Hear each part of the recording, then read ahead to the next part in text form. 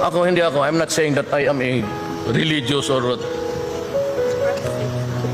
Hindi ako, matagal na ako wala na sa ano. Alam mo ganito eh. Sino ang nakaalam ni yung Abu bin Adem? Sa high school tayo. Remember that Abu bin Adem?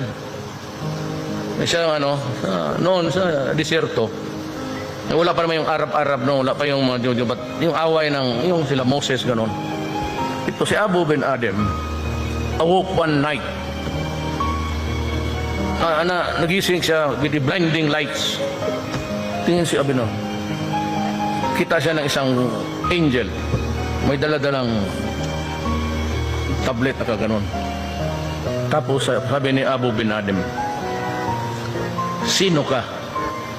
Sabi niya, angel ako. Nagpapasyal ako gabi-gabi. Para lang makilala kayong lahat dito. Nakaganon yung angel eh. Ano yung hawak-hawak mo sa buwan na gano'n? Sabi niya, ito yung listahan ng mga tao nagmamahal ng Diyos. Sabi niya, ano? Sabi niya, Abu bin Adem, nagmamahal man ako ang Diyos. Nandyan ang pangalan ko. Tapos sabi ng angel, sandali ha. Ano yung tablet binasa niya? Kukunti pa naman tao no. Wala. Wala ako nagmamahal ng Diyos. Wala. Sabaw, sabi ni Abu bin Adem.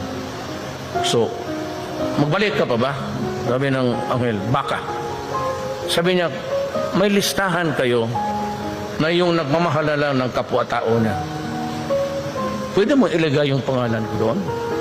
Kasi kung hindi ng Diyos, hindi yung kapwa ko tao ko, mahal ko. Sabi ng anghel. Balik, next night, ganoon din. Nagising siya, blinding.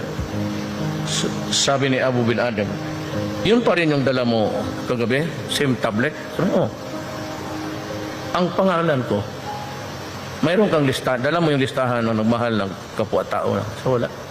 Yun pa rin nagmamahal ng Diyos. Tapos sabi ni Abu, next question niya, sino yung bago dyan pintura ang pangalan? Sabi ng anghel, ikaw. Ikaw nagmamahal ng kapwa mo tao, automatic ka rin mahal mo ang Diyos. At mahal ka ang Diyos.